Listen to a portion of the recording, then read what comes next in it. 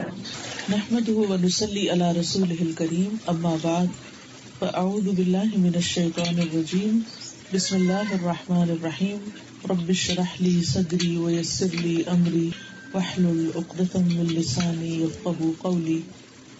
عزیز بہنوں، ہم سب اس دنیا میں آئے ہیں اور ایک دن واپس جانا ہے، اور جب واپس جانا ہے تو اس زندگی میں جو کچھ کیا ہے اسے اپنے سامنے پائیں گے. یوم یتذکر الانسان ما سعی، اس دن انسان یاد کرے گا کہ اس نے کیا دوڑ دھوپ کی تھی، کیا کوشش کی تھی، کس چیز میں وقت لگایا تھا.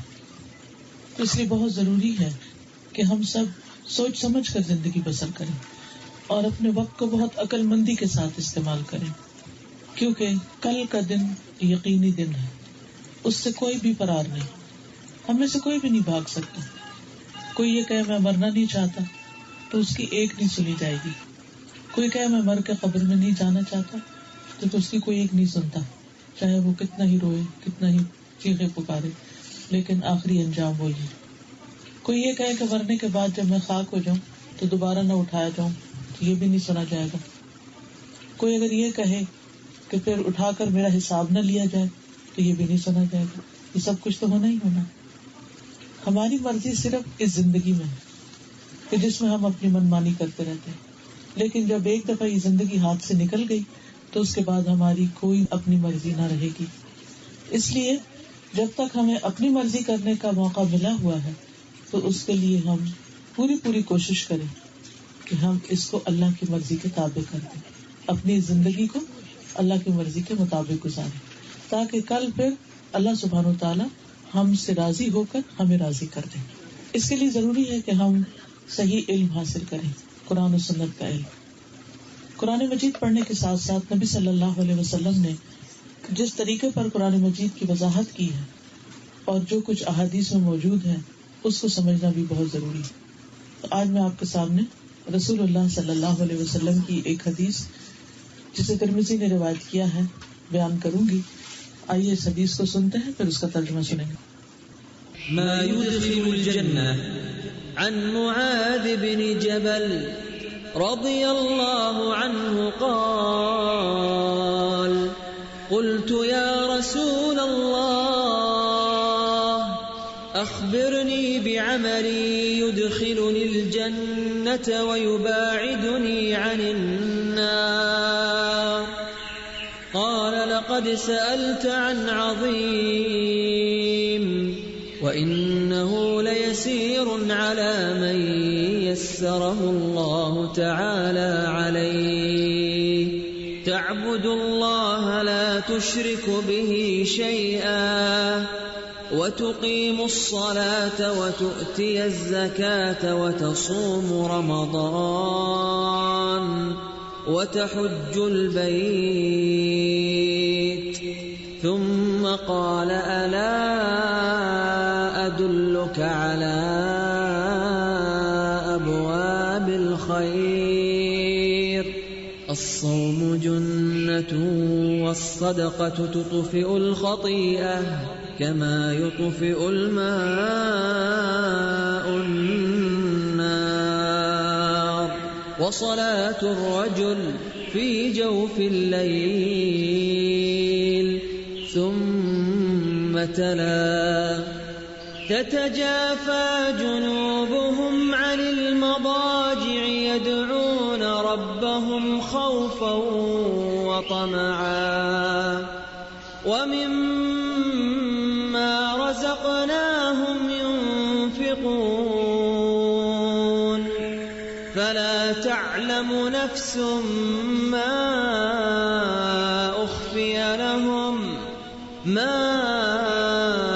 أخفي لهم من قرة أعين جزاء بما كانوا يعملون. ثم قال ألا أخبرك برأس الأمر وعموده وذروة سنامه؟ قلت بلى يا رسول الله. قال رأس الأمر الإسلام وعموده الصلاة وذروة سنامه الجهاد. ثم قال ألا أخبرك بملاك ذلك كله؟ فقلت بلى يا رسول الله. فأخذ بلسانه وقال كف عليك هذا. قلت يا نبي الله وإنا لمؤاخذون بما نتكلم به. فقال ثكلتك أمك. وهل يكب الناس في النار على وجوههم أو قال على مناخرهم إلا حصائد ألسنتهم. معاذ بن جبل رضی اللہ عنہ سے روایت ہے کہ میں نے عرض کیا یا رسول اللہ صلی اللہ علیہ وسلم مجھے ایسا عمل بتائیے جو مجھے جنت میں داخل کر دے اور جہنم سے دور کر دے.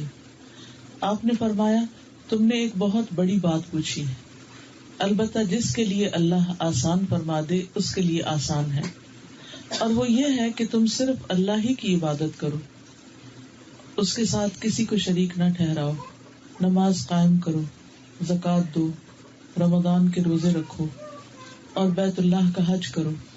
پھر فرمایا کیا میں تمہیں خیر کے دروازے نہ بتاؤں؟ روزہ ڈھال ہے، صدقہ گناہوں کو اس طرح ختم کر دیتا ہے جیسے پانی آگ کو، اور انسان کا آدھی رات کو نماز پڑھنا. پھر آپ نے یہ آیت پڑھی تتجافی جنوبہم عن المضاجع آخر تک. پھر آپ نے فرمایا کیا میں تمہیں دین کی بنیاد، اس کا ستون اور اس کے کوہان کی بلندی کے بارے میں نہ بتاؤں؟ میں نے کہا یا رسول اللہ کیوں نہیں؟ فرمایا اس دین کی بنیاد اسلام ہے، یعنی فرما برداری، تابعداری. اس کا ستون نماز ہے، اس کے کوہان کی بلندی جہاد ہے. پھر فرمایا کیا میں تمہیں ان چیزوں کا مجموعہ نہ بتاؤں؟ میں نے عرض کیا کیوں نہیں یا رسول اللہ صلی اللہ علیہ وسلم. آپ نے اپنی زبان مبارک پکڑی اور فرمایا اسے اپنے اوپر روک رکھو. میں نے عرض کیا اللہ کے نبی کیا گفتگو کے بارے میں بھی ہماری پکڑ ہوگی؟ یعنی جو باتیں ہم زبان سے کہتے ہیں ان پر بھی پوچھ ہوگی. آپ نے فرمایا تمہاری ماں تم پر روئے. کیا لوگوں کو دوزخ میں منہ یا نتنوں کے بل یعنی ناک کے بل زبان کے علاوہ بھی کوئی چیز گراتی؟ نبی صلی اللہ علیہ وسلم نے یہ تعلیم حضرت معاذ بن جبل کو تبوک سے واپسی پر دی تھی. تو اس سے یہ پتہ چلتا ہے کہ اللہ کے رسول صلی اللہ علیہ وسلم سکھانے کا کوئی موقع بھی ہاتھ سے جانے نہیں دیتے تھے، اور خصوصاً جب کسی کے اندر طلب ہوتی تھی، کیونکہ یہاں حضرت معاذ خود نبی صلی اللہ علیہ وسلم کو اکیلے پا کر ان سے سوال کرتے ہیں کہ مجھے کوئی ایسا عمل بتا دے کہ میں جنت میں چلا جاؤں. ان کا ہم اور غم اور فکر یہی تھی، کیونکہ وہ عقل مند لوگ تھے. انہیں معلوم تھا کہ دنیا میں جو کچھ ہے تو بہت جلد ہاتھ سے جانے والا ہے، اور اصل وہ ہے جو آخرت کے لیے ذخیرہ ہو. پھر آپ دیکھیے کہ صحابہ کرام کو جو کچھ وہ پوچھتے تھے وہ اس میں سنجیدہ ہوتے تھے اور وہ عمل بھی کرنا چاہتے تھے. ایسے نہیں تھا کہ سوال برائے سوال اور سوال برائے بحث اور سوال برائے ایسے ہی وقت گزارنے کے یا ٹائم پاس کرنے کے، بلکہ وہ ایسے سوال کرتے تھے جن سے واقعی ان کو کچھ ملے تو فائدہ بھی ہو. اس میں نبی صلی اللہ علیہ وسلم نے جو جواب دیا تو اسے فرمایا تم نے تو بہت بڑی بات پوچھی، ویری گڈ کوشچن، بہت عظیم کام کے بارے میں تم نے سوال کیا ہے. اور یہ حقیقی زندگی یہی ہے کہ انسان جنت میں داخل ہو جائے، جہنم سے دور ہو جائے، اور اصل کامیابی بھی یہی ہے. اگر دنیا میں کسی کے پاس قارون کا خزانہ ہے لیکن اگر انجام بھی قارون جیسا ہے تو اس خزانے کا کچھ بھی فائدہ نہیں. پھر اوور آل بھی ہم دیکھتے ہیں کہ صحابہ چونکہ دنیا کو بھی جانتے تھے اور آخرت کو بھی جانتے تھے، اس لیے ان کی پریفرنس آخرت تھی، ان کی پرائرٹی آخرت تھی. ہم نے دنیا کے بارے میں تو بہت کچھ جان لیا ہے کہ کہاں کہاں کس چیز میں فائدہ ہے، لیکن آخرت کے بارے میں نہیں جانتے. اس لیے ہماری پرائرٹی اور پریفرنس دنیا ہی ہوتی ہے. ہمارے سارے رنج، غم، فکر، پریشانی جس کے ارد گرد ہمارا دماغ گھومتا ہے وہ دنیا ہی سے متعلق ہوتی ہے. پھر آپ دیکھیے کہ رسول اللہ صلی اللہ علیہ وسلم نے جو ان کو بتایا، اس سے پہلے ان کو بتایا کہ سوال بڑا ہے، بڑی بات تم نے پوچھی ہے، لیکن مشکل نہیں. اس کے لیے بہت آسان ہے جس کے لیے اللہ اس کو آسان کر دے. یعنی تمہارے لیے آسانی ہو جائے گی اگر اللہ نے تمہیں توفیق دے دی. تو اس سے یہ بھی پتہ چلتا ہے کہ دین آسان ہے، مشکل نہیں ہے. یہ مشکل اور رکاوٹ ہمارے اپنے اندر ہوتی. قرآن پاک کے جو احکامات ہیں ان کے بارے میں اللہ تعالیٰ فرماتے ہیں یرید اللہ بکم الیسر ولا یرید بکم العسر، کہ اللہ تمہارے ساتھ آسانی چاہتا ہے، تنگی نہیں چاہتا. یعنی اللہ تعالیٰ احکامات اس لیے نہیں دے رہا کہ تم مشکل میں ڈالے. لیکن کیا بات ہے کہ ہم میں سے بہت سے لوگ دین پر عمل کرنے کو مشکل سمجھتے ہیں، حالانکہ دنیا کے کئی کام اس سے بھی کہیں زیادہ مشکل ہوتے ہیں اور ان میں ان کا بہت دل لگتا ہے، وہ مشکلیں آسان لگتی ہیں. اصل چیز کیا ہے؟ جس چیز کا شوق ہوتا ہے، جس چیز کی خوشی ہوتی ہے، وہ بڑے سے بڑا، بھاری سے بھاری کام بھی انسان کو بڑا نہیں لگتا، مشکل نہیں لگتا. اب آپ دیکھیے کہ جیسے اگر آپ کو کوئی خریداری کرنی ہے، بازار میں جانا ہے، تو وہاں گھومنا پھرنا کوئی آسان تو نہیں. اکثر لوگ جب جاتے ہیں تو کتنے ایگزاسٹ ہو جاتے ہیں، اور گھنٹہ تو کچھ چیز ہی نہیں، کئی گھنٹے لگ جاتے ہیں. اس کے برعکس اگر انہیں کہا جائے کہ 15 منٹ ذرا آرام سے نماز پڑھ لو تو وہ ان کو بہت مشکل لگتی ہے. گھنٹہ بھر گھومنا مشکل نہیں لگتا. اسی طرح آپ دیکھیے کہ بہت سے لوگوں کی جابس کھڑی جابس ہوتی ہیں، وہ بیٹھ نہیں سکتے، سارا دن کھڑے رہتے ہیں. سیکورٹی کی جاب ہے، اس میں بہت ٹائم کھڑا ہونا پڑتا ہے، گھومنا پھرنا پڑتا ہے، لیکن لوگ آرام سے کھڑے رہتے ہیں. ایسے لوگوں کو اگر کہا جائے کہ اللہ کے حضور قیام میں کھڑے ہو جاؤ تو وہ ان کو بہت بھاری لگے گا، بہت مشکل لگے گا، کیونکہ دل کی بات ہے نا، دل نہیں ہے اس میں. حالانکہ اس کام کو جو وہ دنیا کا شوق سے کرتے ہیں، اس کے نتیجے میں کیا ملتا ہے زیادہ سے زیادہ، اور جو اللہ سبحانہ و تعالیٰ کی عبادت کے نتیجے میں انسان کو ملنے والا ہے تو کہیں بڑا ہے. پھر آپ دیکھیے کہ اگر ہم بھی عبادت کریں تو خوشی سے کریں، شوق سے کریں، کیونکہ ہم اللہ پر احسان نہیں کر رہے. عبادت میں ہمارا اپنا ہی فائدہ ہے، اس کا نتیجہ اور اس کا صلہ اور اس کا بدلہ ہمیں ہی ملنے والا ہے. تو سب سے پہلی چیز جو آپ نے بتائی وہ ہے تعبد اللہ ولا تشرک بہ شیئا. پہلا کرنے کا کام توحید ہے، شرک سے بچنا ہے. کیونکہ اگر کوئی شرک کر رہا ہو تو اس کے سارے نیک عمل برباد ہیں، کچھ بھی قبول نہیں اس سے، نہ نماز ہے، نہ روزہ، نہ صدقہ، نہ خیرات، محنت تک، جس چیز کے لیے بھی تھکتا سب برباد ہے. تو اس لیے یہ بہت ضروری ہے کہ انسان توحید اور اس کے جتنے بھی متعلقہ اشیاء ہیں ان کو بہت اچھی طرح سمجھ لے، بہت اچھی طرح جان لے. عبداللہ بن مسعود سے مروی ہے کہ ایک شخص تھا جس نے توحید کے علاوہ کوئی اور نیک عمل ابھی نہیں کیا تھا. تو اس کی موت کا وقت آ گیا. جب وہ فوت ہونے کے قریب ہو تو کہنے لگا کہ جب میں مر جاؤں تو مجھے جلا دینا، میری جسم کا کوئلہ بنے، اس کو راکھ کو پیس دینا، پھر جس دن تیز ہوا چلے تو کچھ اڑا دینا، کچھ سمندر میں بہا دینا. تو گھر والوں نے ایسے کیا. تو جو ہی انہوں نے کیا تو اللہ سبحانہ تعالیٰ نے فرشتوں کو حکم دیا، پانی کے فرشتوں کو اور ہوا کے فرشتوں کو، کہ اس کے جسم کو ذرا ذرا نکالنا ہے. وہ لا کر انہوں نے سمیٹ کے رکھ دیا اور اللہ سبحانہ تعالیٰ نے اسے اٹھا کھڑا کیا. وہ تو اس کے بغیر بھی اٹھا سکتا ہے، لیکن بہرحال ایک پروسیجر ہے. تو اس پر اللہ سبحانہ تعالیٰ نے اس سے پوچھا کہ اس کام پر تمہیں کس چیز نے مجبور کیا؟ تو اس نے کہا اللہ تعالیٰ آپ کے خوف میں، میں آپ کے حساب سے ڈرتا. اس پر اللہ تعالیٰ نے اس کی بخشش فرمائی. تو یہ جو حساب کا خوف ہے، یہ جو ڈر ہے کہ اللہ تعالیٰ پوچھے گا اور ہمیں جواب دینا ہے، اور ہم اپنے طور پر جتنی بھی کوشش کریں اس کے لیے اچھے عمل کرنے کی، اور جو بھی ہم ایفرٹ لگائیں وہ اسی کے بعد ہی آئے گی جب ہمیں اپنے انجام کے بارے میں فکر ہوگی کہ ہم کس طرف جا رہے ہیں. مثلاً اگر آپ کسی سڑک پر جا رہے ہیں اور آپ کو پتا ہو کہ سڑک کا اختتام آگے کسی ندی میں ہو رہا ہے، کسی اسٹریم میں ہو رہا ہے، کسی لیک میں ہو رہا ہے، اور بریک آپ کی فیل ہو گئی ہے، بریک نہیں آپ لگا سکتے، تو ہر گزرتا ہوا لمحہ کیسے گزرے گا؟ کیسے گزرے گا؟ سخت خوف کی حالت میں. اور یہ بھی ہو کہ آپ دائیں بائیں نکل بھی نہ سکتے ہو گاڑی سے، دائیں بائیں آگ لگی ہوئی ہو، نہ ادھر جا سکتے نہ ادھر جا سکتے ہو، اور بریک ہے ہی نہیں. تو عزیز بہنوں، یہ زندگی کا سفر جو ہم گزار رہے ہیں نا، اس کی کوئی بریک نہیں ہے. ہم اگر کہیں نا آج کا دن روک لیں، بریک لگا لیں اپنی اس گاڑی کو، نو بریک. بس جو وقت آپ کے پاس بچا ہوا ہے اس کو میکسیمم اچھے سے اچھے کاموں میں گزار لیں.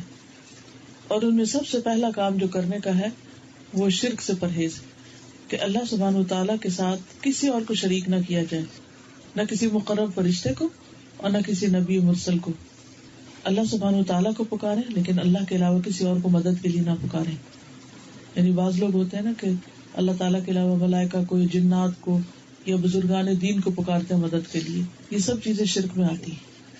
پھر اسی طرح ظاہری شرک کے علاوہ شرک خفی سے بچنا بھی ضروری ہے، اور وہ ہے ریاکاری، دکھاوا، کہ انسان کسی دوسرے انسان کو دیکھ کر اچھے عمل کرے، کہ اس کو دکھانے کے لیے کہ میں بھی کر سکتا ہوں، تم اپنے آپ کو کیا سمجھتے. حدیث میں آتا ہے، ابو سعید خدری کہتے ہیں کہ ایک دفعہ رسول اللہ صلی اللہ علیہ وسلم ہمارے پاس آئے تو ہم دجال کا ذکر کر رہے تھے. آپ نے فرمایا میں تمہیں کسی ایسی چیز کے بارے میں نہ بتاؤں جو میرے نزدیک تمہارے لیے دجال سے بھی زیادہ خطرناک ہے؟ کیا اس کے بارے میں بتاؤں تم کو؟ ہم نے کہا کیوں نہیں. فرمایا چھپا ہوا شرک، اور وہ یہ ہے کہ آدمی نماز پڑھنے کے لیے کھڑا ہوتا ہے، جب اسے معلوم ہوتا ہے کہ کوئی دیکھ رہا ہے تو اپنی نماز خوبصورت بنا لیتا ہے، یعنی لوگوں کو دیکھ کر اپنی نماز اچھی کرنے لگتا ہے. ویسے اس نماز کی کوئی کوالٹی نہیں، لیکن جو ہی دیکھا کہ کوئی آ گیا کمرے میں، کوئی دیکھ رہا ہے تو بہت اچھے سے صحیح ہو کے کھڑا ہو گیا. تو وہ نماز اللہ تعالیٰ کی تو نہیں نا، وہ تو پھر بندوں کے لیے. اسی طرح کسی انسان کا کوئی عمل ویسے اس میں کوئی کوالٹی نہ ہو، لیکن جب دیکھے کہ لوگ دیکھ رہے ہیں تو بہترین کوالٹی اس میں لے آئے. تو لوگوں کی وجہ سے اچھے کام کرنا یہ بھی شرک میں آتا ہے. پھر فرمایا نماز قائم کرو، زکوٰۃ دو، رمضان کے روزے رکھو، اور بیت اللہ کا حج کرو. پھر اس کے بعد آپ نے فرمایا الا ادلک علی ابواب الخیر، کیا میں تمہیں خیر کے دروازوں کے بارے میں رہنمائی نہ کروں، خیر اور بھلائی کے بارے میں نہ بتاؤں کہ جہاں سے تم داخل ہوگے تو نیکیوں کے موقع ملیں گے. یعنی اگر واقعی تم جنت میں جانا چاہتے ہو تو پھر تمہیں راستہ چاہیے.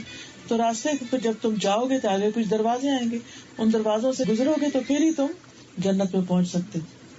سب سے پہلے فرمایا الصوم جنہ، روزہ ڈھال ہے، یعنی دنیا میں گناہوں سے بچاتا ہے اور آخرت میں جہنم سے بچانے والا ہے. روزہ مومن کا قلعہ ہے. نبی صلی اللہ علیہ وسلم نے فرمایا روزہ ڈھال ہے اور مومن کے قلعوں میں سے ایک قلعہ ہے.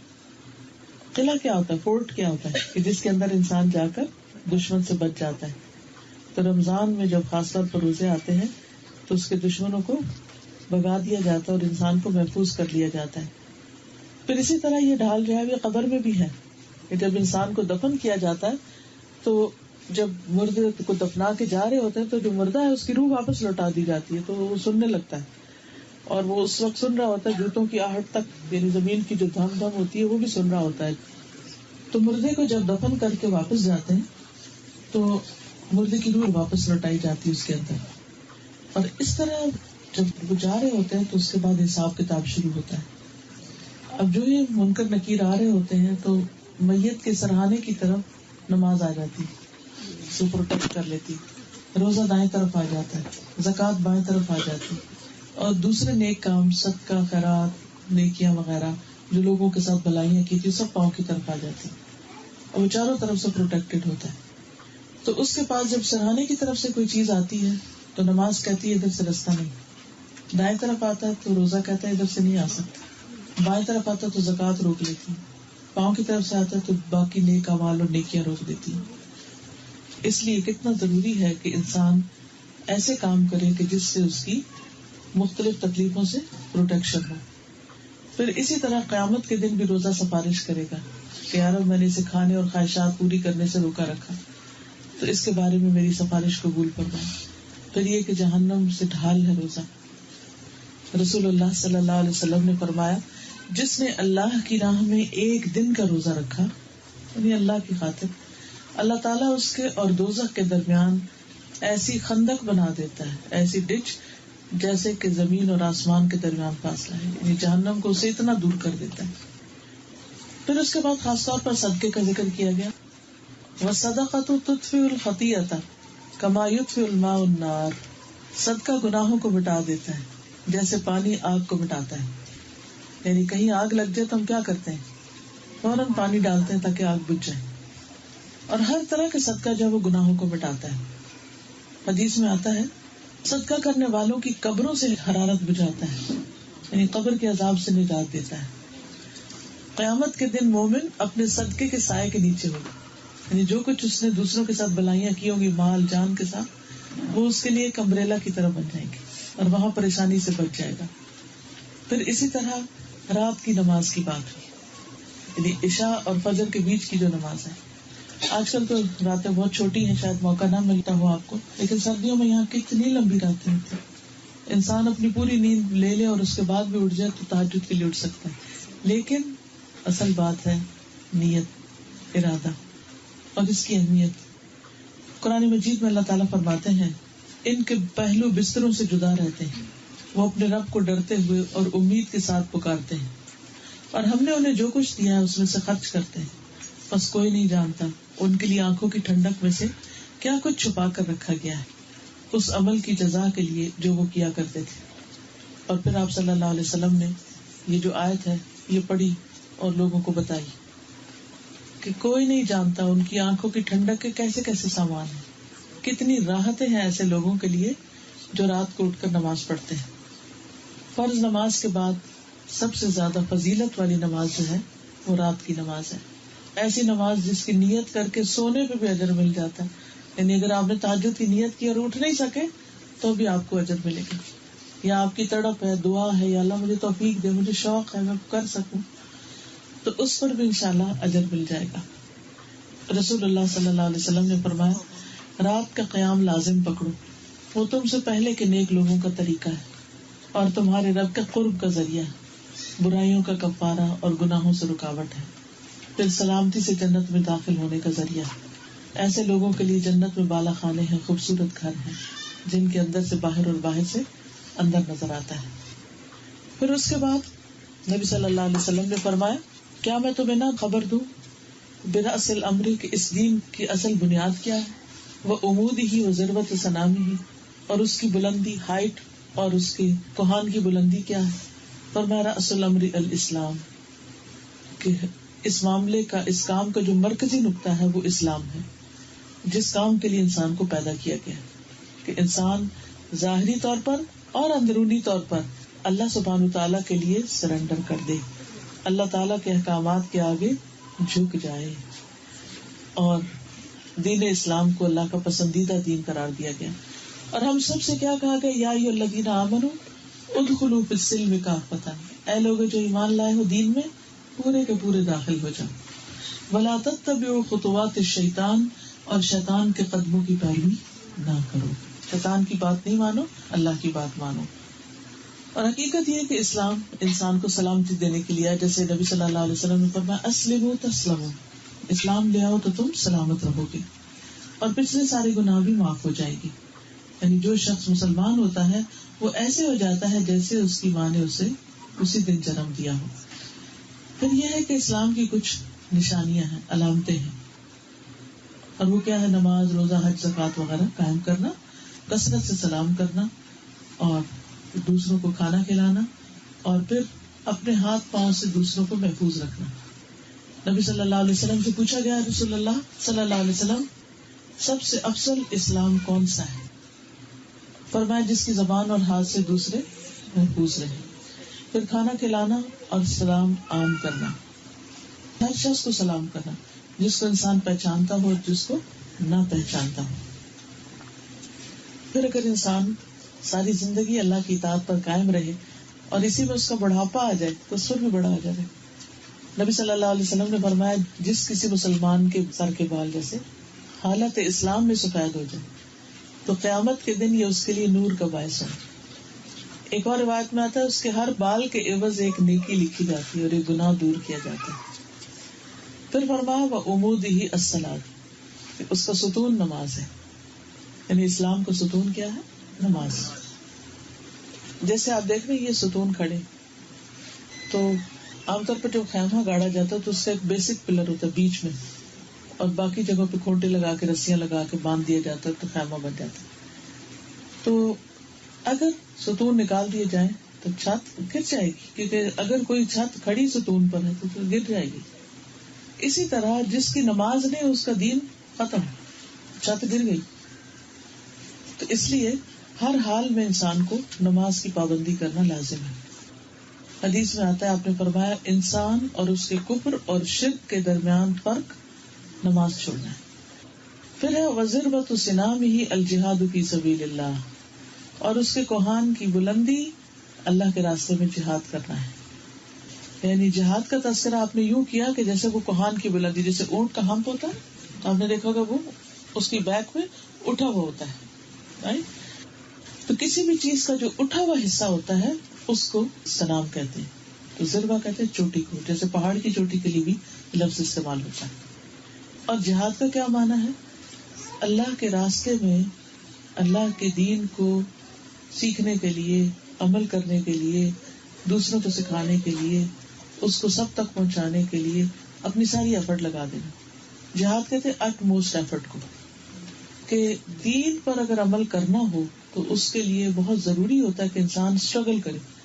کیونکہ ایک تو اندر نفس ہے، کہتے ہیں نا کہ سب سے بڑا جہاد اپنے نفس کے خلاف جہاد کرنا. پھر شیطان ہے، اس سے لڑائی.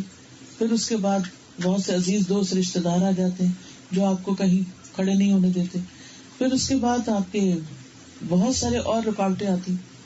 تو بیسیکلی کسی بھی رکاوٹ کو ہٹانے کے لیے جو ایفرٹ کی جاتی ہے اللہ کے راستے میں جاتے ہوئے، وہ جہاد کہلاتا ہے. اس میں ایک سٹیپ قتال بھی آتا ہے کہ جب اس رکاوٹ کو دور کرتے کرتے کرتے کرتے بعض اوقات ایسی سچویشن آ جاتی ہے جیسے نبی صلی اللہ علیہ وسلم کے زمانے میں کہ مشرکین مکہ کسی حال میں ان کو اسلام پر عمل نہیں کرنے دے رہے تھے. کوئی نماز پڑھتا تھا تو اس کی پٹائی ہوتی، کوئی قرآن پڑھتا تو اس کو مار مار کے بے ہوش کر دیا جاتا. اب تو آپ اللہ کا شکر کریں کہ اتنی مذہبی آزادی ہے، آپ جتنا چاہیں بیٹھ کے دن بھر قرآن پڑھیں، مسجدیں بنائیں، مسجدیں آباد کریں، آپ کو الٹا سپورٹ ملتی ہے، کوئی کچھ کہنے والا نہیں. لیکن ایک وقت تھا کہ مسلمان مدینہ سے چل کر آگے تھے لیکن ان کو مکہ میں انٹر ہی نہیں ہونے دیا گیا تھا. ایسی ایسی رکاوٹیں تھی. اور پھر مکہ سے کفار اٹھ کے مدینہ چلے جاتے اور جا کے ان کو ختم کرنے کی فکر کرتے، تو اس وقت ان کو اپنی جان اور مال اور ہر چیز کے ساتھ ان دشمنوں کے ساتھ مقابلہ کرنا پڑا. لیکن عام زندگی میں جنگ کا ایسا موقع نہیں ہوتا، تو یہ نہیں کہ جہاد ہوتا ہی نہیں. ہر شخص کے اوپر کسی نہ کسی درجے میں لازم ہے کہ وہ ایفرٹ لگائے، اسٹرگل کرے. مثلاً قرآن مجید میں آتا ہے سورۃ الفرقان میں وجاہدہم بہ جہادا کبیرا، کہ جہاد کرو اس قرآن کے ساتھ جہاد کبیر. اب قرآن کے ساتھ جہاد کیا ہوگا؟ تو اس کو زیادہ سے زیادہ لوگوں تک پہنچاؤ. اور یہ مکی صورت ہے، مکہ میں تو کوئی تلوار نہیں تھی، کچھ نہیں تھی، تو اس وقت بھی جہاد کا لفظ استعمال کیا گیا. مدینہ میں بھی کیا گیا، اس وقت اس کا کانٹیکسٹ کچھ اور تھا. تو ہر دور میں ہر سچویشن میں کانٹیکسٹ الگ ہوتا ہے. تو انسان کے لیے دین کیا سکھاتا ہے کہ لیزی ہو کے نہیں بیٹھ جانا، بلکہ کچھ نہ کچھ اسٹرگل جاری رکھنی نیکی کے کاموں کے لیے. تو جب بھی نیکی کرنے کے لیے، نیکی پھیلانے کے لیے آپ کو ایفرٹ لگاتے ہیں جان سے، مال سے، وقت سے، تو سب جہاد شمار ہوتا ہے کہ اس سے دین کو بلندی حاصل ہوتی ہے. پھر فرمایا کہ کیا میں تمہیں ان سب چیزوں کی اصل نہ بتاؤں؟ یعنی کوئی ایسی چیز بتاؤں جس سے تم ان سب چیزوں کے مالک ہو جاؤ، کہ جو بھی نیکیاں کرو پھر تمہیں فائدہ دے. اور وہ کیا ہے؟ آپ صلی اللہ علیہ وسلم نے زبان کو پکڑا اور فرمایا کف علیک ھذا، اس کو روک کر رکھو. تو حضرت معاذ کو بڑی حیرت ہوئی کہ اچھا زبانی باتوں پر بھی پکڑ ہوگی. آپ نے فرمایا ثقلتک امک، تمہاری ماں تجھے روئی. یعنی اصل میں ابھارنا اور ترغیب دلانا مقصود ہوتا ہے کہ تم کیا سمجھتے. پھر آپ نے فرمایا کہ وَهَلْ يَكُبُّ النَّاسَ فِي النَّارِ عَلَى وُجُوهِهِمْ، یا کہا عَلَى مَنَاخِرِهِمْ إِلَّا حَصَائِدُ أَلْسِنَتِهِمْ، کہ لوگوں کو منہ کے بل یا ناک کے بل جہنم میں کیا زبانوں کے علاوہ بھی کوئی چیز گراتی. یہ زبان ہی کی باتیں ہیں جو انسان کو ذلیل کرتی. کیونکہ کبھی انسان منہ سے کلمہ شرک نکال دیتا ہے، سب کیا کرایا جائے. کبھی کوئی کفریہ بات نکال دیتا ہے، کوئی ناشکری کی بات نکالتا ہے، کبھی کوئی بے حیائی کی بات کرتا ہے. تو کوئی حد ہی نہیں ہے بری باتوں کی. تو جب انسان اپنی زبان کو گندی باتوں میں استعمال کرتا ہے تو وہ اس کے لیے پکڑ کا باعث بنتی ہے. لیکن اگر انسان سوچ سمجھ کے بات کرتا ہے تو اس کے لیے اجر ہی اجر ہے. اب مثلاً آپ دیکھیں کہ ابو لہب کس وجہ سے ہلاک ہوا تھا. اسی طرح باقی بھی جو جتنے نبی صلی اللہ علیہ وسلم کے دشمن تھے ان کی ہلاکت کی وجہ کیا تھی؟ کہ انہوں نے آپ کا اقرار نہیں کیا اور آپ کے ساتھ زیادتی کی، اپنی زبان کے ساتھ، اپنے ہاتھوں کے ساتھ. پھر اسی طرح بغیر سوچے سمجھے بولنا، بس بولتے چلے جانا. کیونکہ جب انسان سوچے سمجھے بغیر بولتا ہے تو بعض اوقات ایسی بات نکل جاتی ہے اس کو اس میں دھیان بھی نہیں ہوتا، پھر توبہ بھی نہیں کرتا اس پر کہ اس نے کوئی غلط بات کی. فرمایا اس وجہ سے جو اس نے بے سوچے سمجھے کہ اس پر بھی پکڑ ہے. کہ جس کو وہ کوئی امپورٹنس نہیں دیتا اور اسی وجہ سے وہ جہنم میں چلا جاتا ہے. اس لیے کتنی زبان روک کے رکھنے کی ضرورت ہے, کتنی سوچ سمجھ کے بولنے کی ضرورت ہے. پھر اسی طرح اگر کسی کو تانا دینے میں, کسی کو کہنا تھوڑا قد چھوٹا ہے, کسی کو کہنا تھوڑی ناک موٹی ہے, کسی کو کچھ جو بلی کرنا ہوتا ہے, یہ بھی بہت بڑا جرم ہے, کبیرہ گناہ ہے اسلام میں. ہمیں اپنے بچوں کو بھی بتانا چاہیے تاکہ وہ اسکولوں میں ایسے کسی بھی کام سے رک جائیں. پھر اسی طرح بعض اوقات ایک برا جملہ انسان کو ایمان سے محروم کر دیتا ہے. حذیفہ کہتے ہیں کہ نبی صلی اللہ علیہ وسلم کے دور میں بعض اوقات انسان کوئی جملہ بولتا اور اس کی وجہ سے منافق ہو جاتا, ایک سینٹینس کی وجہ سے منافق ہو جاتا تھا. اور وہ کہتے ہیں کہ اب میں ایک مجلس میں تم میں سے ایسے 4 کلمے سنتا ہوں, تم لوگ بات کرتے ہوئے پرواہ نہیں کرتے. ایک دفعہ نبی صلی اللہ علیہ وسلم کے پاس کچھ مال آیا تو آپ نے 4 آدمیوں میں تقسیم کر دیا جو نئے نئے مسلمان ہوئے تھے, اور فرمایا کہ یہ مال دے کر میں ان کی دل جوئی کرنا چاہتا ہوں تاکہ اسلام میں اور آگے آگے اسلام کے فائدے کی ہوں گے. تو اس پر ایک شخص ناراض ہو گیا اور بولا آپ نے انصاف نہیں کیا. آپ نے فرمایا اس کی نسل سے ایسے لوگ پیدا ہوں گے جو دین سے باہر نکل جائیں گے. تو زبان کے کلمے کی وجہ سے آپ نے انصاف نہیں کیا. اور آپ دیکھیے کہ ہم کتنے ججمنٹل ہوئے کرتے ہیں ہر ایک کے اوپر تبصرہ کرنے میں, اور کوئی مجبوری ہو, کوئی کانٹیکسٹ ہو, ہم اپنی رائے دے دیں گے بس, نہیں ایسے نہیں ایسے. حالانکہ بعض اوقات ہماری رائے ٹوٹلی غلط ہو سکتی. بہت سے لوگ بالکل بغیر سوچے سمجھے باتیں کر رہے ہیں, دوسروں کے بارے میں پہلے بدگمانی کی, پھر اس کے بارے میں کوئی اپنے پاس سے رائے قائم کر لی, اور پھر جو دل میں آیا اس کے اوپر تبصرے کی, اور ڈرتے نہیں اللہ سے. ایک اور روایت میں بھی آتا ہے کہ ایک آدمی نے کہا اللہ کی قسم اللہ فلاں آدمی کی مغفرت نہیں کرے گا, اللہ فلاں کو نہیں بخشے گا. کئی لوگ تو دوسروں کو مذاق میں بھی یا ویسے ہی کہہ دیتے تجھے نہیں اللہ بخشے گا, نعوذ باللہ. تو اللہ تعالیٰ نے فرمایا یہ کون آدمی ہے جو میرے بارے میں قسم کھا رہا ہے کہ اللہ فلاں آدمی کی بخشش نہیں کرے گا, میں نے اس کو تو بخش دیا اور تیرے سارے اعمال ضائع کر دیے. تو یہ ایک جملہ, یہ بھی ججمنٹل ہونا ہے کہ آپ کو کس نے ججمنٹ کا اختیار دیا ہے. تو ایک برا عمل انسان کے سارے اعمال ضائع کر سکتے ہیں. آپ صلی اللہ علیہ وسلم نے فرمایا جس نے یہ کہا کہ لوگ ہلاک ہو گئے وہ خود ان سب سے زیادہ ہلاک ہونے والا ہے. آپ کو کوئی حق نہیں کہ کسی کو ہلاکت میں ڈالیں, کیونکہ دل تو اللہ کے ہاتھ ہے, جب کسی کا چاہے پھیر دے. ہم یہ نہیں کہہ سکتے فلاں کو تو اللہ نے ہدایت ہی نہیں دینی, نہ کبھی بھی نہیں. اللہ ہے جسے چاہے ہدایت دے, ہم کون ہیں. تو کسی سے بھی ہوپ لیس نہ ہو, اچھا گمان رکھے, کیونکہ جب ہم منفی باتیں کرتے ہیں نا اور ہوپ لیس ہو جاتے ہیں تو پھر دوسرے بھی کہتے ہیں اچھا بس ٹھیک ہے. پھر اسی طرح بعض اوقات بری باتوں کی وجہ سے نعمتیں چھن جاتی ہیں.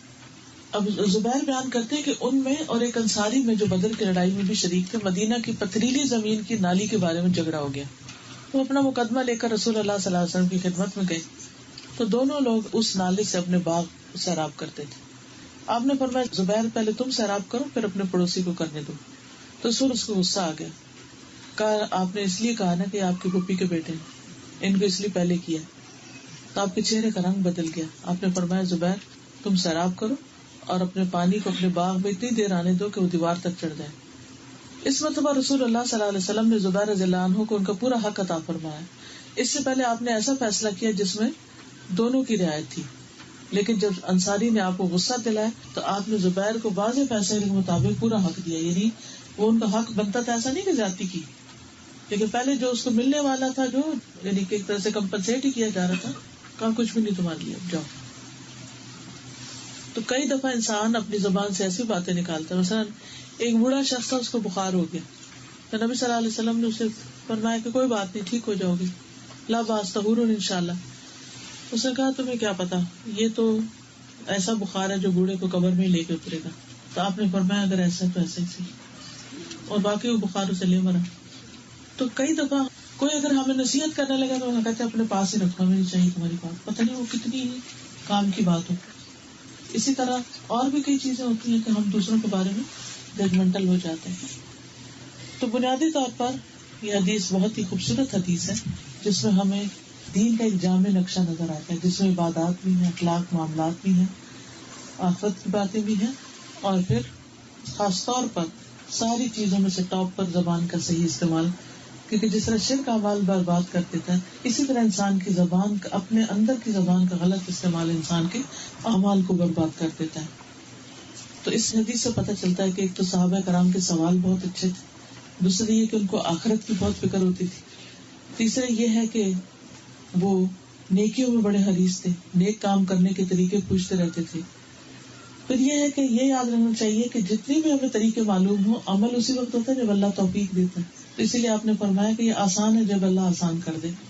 پھر اسلام کے 5 ارکان جن میں رسالت بھی شامل ہے، عبادت بھی، اس کا ذکر کیا گیا. پھر نبی صلی اللہ علیہ وسلم کی عادت تھی کہ جب کسی چیز کو ذکر کرتے تو جواب میں تھوڑا سا کچھ اضافہ بھی واضح کر دیتے جو دوسرے نے پوچھا نہیں ہوتا. تو یہاں بھی اس نے جو پوچھا اس میں مزید چیزوں کا بھی آپ نے اضافہ کیا. پھر یہ آپ کی سخاوت تھی، ایک طرح سے علمی سخاوت. پھر اسی طرح یہ ہے کہ روزہ ڈھال ہے، اور جس کا روزہ ڈھال نہیں بنتا وہ روزہ پھر روزہ نہیں، وہ آخرت میں اس طرح فائدہ نہیں دے گا، کیونکہ اگر چھلنی کی طرح سوراخ ہو جائے روزے میں تو پھر وہ کیا کنٹین کرے گی. پھر صدقے کی ترغیب دی گئی کہ اگر انسان چاہتا ہے اس کی ساری غلطیاں صاف ہو جائیں، اللہ تعالیٰ معاف کر دے، تو انسان خوب صدقہ کرے. اور صدقے میں مختلف لوگوں کی عادت مختلف ہوتی. کچھ لوگ وہ ہوتے ہیں کہ جہاں جہاں جو ضرورت ہو فوراً کرتے چلے جاتے، دیر نہیں کرتے، انتظار نہیں کرتے. کچھ لوگ ہوتے ہیں جمع کرتے رہتے ہیں، اور اگر اللہ توفیق دے پھر اکٹھے ہی خرچ کرتے ہیں، اور بعض اوقات ان کی نیت بدل جاتی تو اس کو اپنے بھی خرچ کر لیتے ہیں، کیونکہ دل جو ہے نا وہ ایک حال میں نہیں رہتا. تو نیکی کا خیال ہے تو بس کر ڈالو. بہت سے لوگ کہتے رہتے ہیں ہم بڑے گناہ گار ہیں، تو یہ بار بار کہنے کی بجائے صدقہ کر دینا چاہیے. نبی صلی اللہ علیہ وسلم نے فرمایا 7 آدمی ایسے ہیں جنہیں اللہ تعالیٰ قیامت کے دن اپنے سائے میں جگہ دے گا جبکہ اس کے سائے کے سوا کوئی سایہ نہ ہوگا. وہ شخص جس نے اتنا پوشیدہ صدقہ کیا کہ اس کے بائیں ہاتھ کو بھی پتہ نہ چلا کہ دائیں نے کیا دیا، یہ بالکل چھپ کے دیتا ہے. اور پھر یہ ہے کہ اس حدیث سے یہ بھی پتہ چلتا ہے کہ نبی صلی اللہ علیہ وسلم اپنی بات سمجھانے کے لیے قرآن سے بھی دلیل لیتے تھے، اسی لیے تہجد کی بات کی تو قرآن کی آیت پڑھ کر سنائی. پھر اسی طرح جب آپ نے آیت پڑھ کے سنائی بیچ حدیث کے تو تعوذ نہیں پڑھا. اس یہ قاعدہ بھی پتہ چلتا ہے کہ اگر بات کرتے کرتے کوئی آیت کوٹ کرے تو اعوذ باللہ پڑھ کے نہیں ضرورت شروع کرنے کی، جو شروع کی اعوذ باللہ وہی کافی ہو جائے گی. پھر اسی طرح قیام اللیل کی ترغیب دی گئی ہے اس میں، اور اس کو بہترین عمل بتایا گیا. نماز دین کا ستون ہے، اسی لیے بعض علماء نے یہ کہا کہ جو نماز نہیں پڑھتا اس کو کوئی دین ہی نہیں. پھر ان سب کا خلاصہ کیا سارے نیک اعمال کا؟ زبان کو روک لینا، کیونکہ خطرناک آلہ ہے انسان کے اندر، جس سے فائدہ بھی بہت ہو سکتا ہے اور نقصان بھی بہت ہو سکتا ہے. اور پھر یہ ہے کہ قول اور فعل میں تضاد نہیں ہونا چاہیے کہ انسان جو کہے وہ پھر کر کے بھی دکھائے. پھر اسی طرح یہ کہ صحابہ کرام جو تھے وہ اپنے اندر کوئی اشکال نہیں رکھتے تھے، کنفیوژن نہیں چھوڑتے تھے. جس چیز کے اوپر عمل کرنا ہوتا تھا اس کے بارے میں واضح علم حاصل کر لیتے تھے. ہمیں بعض اوقات بہت سے مسائل کا نہیں پتا ہوتا، نماز کے اندر کئی چیزیں نہیں پتا، لیکن ہم شرم کے مارے کسی سے بھی نہیں پوچھتے اور اس طرح جہالت میں زندگی بسر کرتے رہتے ہیں. تو اس کا حل کیا ہے؟ جو نہیں آتا اس کے بارے میں پوچھ لیا جائے، ایٹ لیسٹ فرائض کو صحیح طور پر ادا کیا جائے. پھر یہ ہے کہ جب ہم نبی صلی اللہ علیہ وسلم سے کوئی حدیث روایت کریں یا بیان کریں تو اس کو صحیح طور پر ایز اٹ از بیان کریں، اپنے پاس سے اس کے منمانے مطلب نہ نکالیں. اللہ تعالیٰ ہمیں عمل کی توفیق عطا فرمائے. آخر دعوانا ان الحمد للہ رب العالمین. سبحانک اللہم و بحمدک اشہد ان لا الہ الا انت استغفرک و اتوب الیک. السلام علیکم و رحمۃ اللہ وبرکاتہ. ویڈیو کے نیچے سبسکرائب کے بٹن پہ کلک کریں، بیل کے آئیکن پہ کلک کیجیے تاکہ ہر نئی ویڈیو کی نوٹیفکیشن